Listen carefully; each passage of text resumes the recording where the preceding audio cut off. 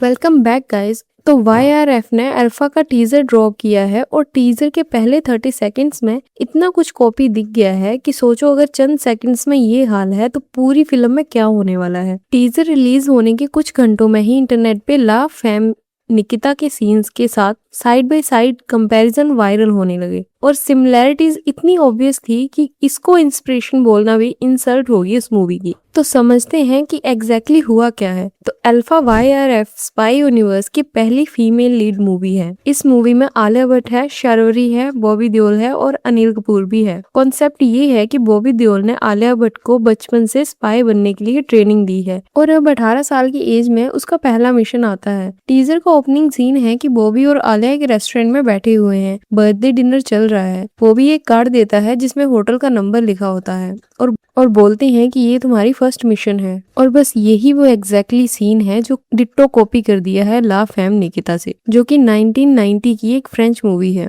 यहाँ से इन्होंने कॉन्सेप्ट कॉपी कर लिया था तो ये लोग सेटअप चेंज कर सकते थे, लोकेशन चेंज कर सकते थे या सरप्राइज एलिमेंट चेंज कर सकते थे, लेकिन उन्होंने सब कुछ सेम रखा। मेंटोर हैंडलिंग मिशन सेम, मतलब सीन बाय सीन सब कुछ उठा लिया है और सोच लिया है कि 1990 की फ्रेंच मूवी कौन ही देखता होगा। लेकिन भाई 2026 में इंटरनेट का जमाना है, ऑडियंस इतनी भी बेवकूफ नहीं है। और अब सीन के बाद बात करते हैं डायलॉग्स की। तो एक सीन है जहाँ पे बॉबी देओल का डायलॉग है जिसमें वो आलिया को बोलते हैं कि दुनिया में दो तरह के लोग होते हैं, शीप और वॉल्व्स। ये लाइन अमेरिकन स्नाइपर से सीधा उठा ली गई है। और ऊपर से डायलॉग का लेवल देखो, आलिया को वोल्फी बोला जा रहा है, वोल्फ की बेटी वोल्फी। मतलब सीरियसली ये डायलॉग्स किसी ने लिखे हैं, किसी ने अप्रूव भी किए हैं और अब तो शूट भी कर लिया है, बिना एक बार रोक के ये सोचने की बजाय कि ये क्रिंज साउंड कर रहा है, सीधा मूवी ही बना डाली।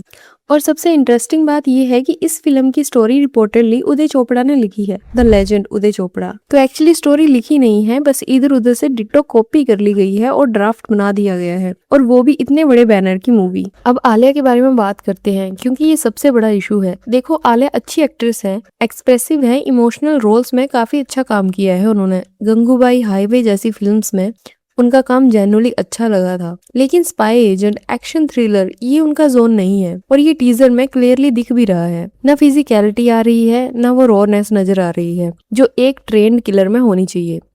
और टीजर में एक सीन है जहाँ पे आलिया 18 की बन रही हैं बर्थडे सीन में। अब भाई आलिया 29 की हैं और वो इंडिया का सबसे फोटोग्राफ्ड फेस है। कितना भी सॉफ्ट लाइटनिंग डालो, कितना भी मेकअप करो, ऑडियंस को पता लग रहा है कि वो 18 की नहीं लग रही हैं। और जो बच्ची यंगर वर्जन प्ले कर रही हैं आलिया का, एक्चुअली वो ज्यादा बिलीवेबल लग रही हैं आलिया से, which is not a great sign for your lead actress.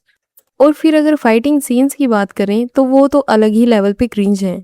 Alia punches throw कर रही हैं, किक्स मार रही हैं, लेकिन एक सेकंड के लिए भी बिलीवेबल नहीं लग रहा है कि ये इंसान एक्चुअली किसी को हर्ट कर सकता है, वो भी अपने से डबल साइज के लोगों को। और ये प्रॉब्लम तभी और ज्यादा हाईलाइट होती है जब बॉबी देओल सेम टीजर में है, क्योंकि बॉबी का स्क्रीन प्रेजेंस इतना नेचुरल है, इतना एफर्टलेस है कि उनके सामने आलिया ओवर एक्टिंग और ज्यादा दिखाई दे रही है। बॉबी ने मूवी एनिमल से कमबैक किया था और वो फिल्म में जेन्युइनली टेरिफाइंग लगे थे, लेकिन अल्फा का टीजर देख के लोग मीम्स सुना रहे हैं कि बॉबी का एनिमल से कमबैक हुआ था और अल्फा से डाउनफॉल शुरू। और ऑनेस्टली इसमें बॉबी देओल की गलती नहीं है, बॉबी अपना काम कर रहे हैं, वो भी नेचुरली। प्रॉब्लम ये है कि उनके सामने जो भी एक्टर्स हैं वो भी दिखाई दिए। और ये बात सिर्फ आलिया या बॉबी की नहीं है, ये बॉलीवुड की एक बहुत बड़ी प्रॉब्लम है जो अल्फा में क्लियरली दिख रही है। क्रिएटिविटी बिल्कुल खत्म हो गई है, ओरिजिनल स्टोरीज बन ही नहीं रही हैं, तो कॉपी करो। वैसे तो बॉलीवुड हमेशा से ही कॉपी करता आया है, बट थोड़ी बहुत ही क्रिएटिविटी होती थी उन मूवीज में, बट अब तो डिटो कॉपीज कर दे रहे हैं। और अब इनके पास स्ट्रॉन्ग स्क्रिप्ट्स नहीं है, तो बड़े ब्रांड्स भी स्टार पावर का यूज करके बेचने की कोशिश कर रहे हैं। और एक्टर्स भी अब सीरियस नहीं लग रहे हैं, क्योंकि स्क्रिप्ट ही इतनी लेजी हैं तो एक्टर क्या करेगा। अल्फा का टीजर देख के ऐसा लग रहा है जैसे सबने डिसाइड कर लिया है कि ब्रांड नेम ही काफी है, YRF स्पाई यूनिवर्स का टैग ही काफी है, आलिया का नाम काफी है और बाकी सब चल जाएगा। लेकिन धुरंधर ने जस्ट अभी प्रूव किया है कि ऑडियंस को क्वालिटी चाहिए और वो YRF का नाम देख के टिकट नहीं खरीदेगी। अब शार्वरी के एंगल के बारे में बात करते हैं, क्योंकि बहुत से लोग कमेंट्स और क्रिटिसाइज कर रहे हैं मेकर्स को कि वो टीजर में क्यों नहीं है, क्योंकि शुरू से ही फिल्म को आलिया और शार्वरी दोनों की फिल्म की तरह सेल किया गया था। लेकिन टीजर में शार्वरी प्रैक्टिकली है ही नहीं, पूरा टीजर आलिया सेंट्रिक है। अब अगर दोनों इक्वल लीड्स हैं तो टीजर में दोनों को जगह मिलनी चाहिए थी। ऐसा भी क्या रोल होगा जो बिल्कुल मेंशन ही नहीं किया गया। और इस बात के लिए भी ना आलिया को क्रिटिसाइज किया जा रहा है। लोग आलिया को ब्लेम कर रहे हैं कि उसी ने शार्वरी के सीन्स कट करवाए होंगे, एज वो इनसिक्योर हैं और उन्होंने बॉबी देओल के सीन्स के साथ भी इंटरफेयर करती हुई नजर आई थी। अब शार्वरी के बारे में एक चीज है जो बहुत लोग नहीं जानते हैं कि वो काफी इन्फ्लुएंशियल पॉलिटिकल फैमिली से आती हैं। मतलब कनेक्शंस हैं, बैकग्राउंड एक्सेस है, लेकिन उसके क्रेडिट के लिए ये बोलना पड़ेगा कि डिस्पाइट हैविंग सच बैकग्राउंड वो जेन्युइनली मेहनत कर रही हैं। मुंजिया में उन्होंने प्रूव किया था कि वो इंडिपेंडेंटली कैरी कर सकती हैं। हालांकि वो मूवी ज्यादा अच्छी चली नहीं, लेकिन उनकी एक्टिंग अच्छी थी। उनकी एक्टिंग में एक रॉनेस है जो आलिया में दिखाई ही नहीं देती है एक्शंस रोल में। फिजिकली वो भी स्पाई के रोल के लिए ज्यादा कन्विंसिंग लगती हैं। तो अगर टीजर में शार्वरी का ज्यादा पोर्शन होता तो शायद रिस्पॉन्स थोड़ा सा बेटर हो सकता था, क्योंकि एटलीस्ट एक्शन सीन्स में वो बिलीवेबल लगती, अनलाइक आलिया। लेकिन YRF ने वही घटिया स्ट्रेटेजी यूज की, आलिया को पुश किया क्योंकि वो बिगर नेम है, और रिजल्ट ये हुआ कि टीजर में जो वीकेस्ट लिंक है वो लीड एक्ट्रेस ही है। और ये फिल्म 3 बार डिले हो चुकी थी। दिसंबर 2025 में आनी चाहिए थी, फिर अप्रैल 2026 में पुश हुई और अब जुलाई 2026 में आ रही है। इसका रीजन था VFX का काम ज्यादा टाइम ले रहा है। अब VFX डिलेज का ट्रैक रिकॉर्ड बॉलीवुड में कैसा रहा है ये हम सबको पता है। ब्रह्मास्त्र में भी यही हुआ था, आदि पुरुष में भी यही हुआ था, और दोनों केसेस में फाइनल आउटपुट वो नहीं था जो प्रॉमिस किया गया था। तो 3 डिलेज के बाद ऑडियंस का एक्सपेक्टेशंस कम होना नेचुरल है, और YRF ने रिपोर्टेडली 215 करोड़ की OTT डील भी रिजेक्ट कर दी है, क्योंकि वो इसको थिएटर में रिलीज करना चाहते हैं। कॉन्फिडेंस होना अच्छी चीज है, लेकिन जब टीजर का रिस्पॉन्स इतना गंदा है तो थिएट्रिकल रिस्क और भी बढ़ जाता है। अब मेरी एक पर्सनल ऑब्जर्वेशन है, बॉलीवुड वाले 2026 में यही सोच रहे हैं कि ऑडियंस को पता नहीं चलेगा चाहे कोई भी सीन कहीं से भी कॉपी कर लिया जाए। इनको लगता है कि कुछ फेमस मूवीज में से सीन और डायलॉग्स उठाओ और बन जाएगी एक इंडियन मूवी, और इंडियन ऑडियंस को फर्क नहीं पड़ेगा। ये वही सोच है जिसने बॉलीवुड को इस हाल में पहुंचाया है। ऑडियंस को अंडर एस्टिमेट करना अब अफोर्डेबल नहीं है, क्योंकि एक गूगल सर्च में सब कुछ बाहर आ जाता है, कहाँ से कितना कॉपी किया गया है।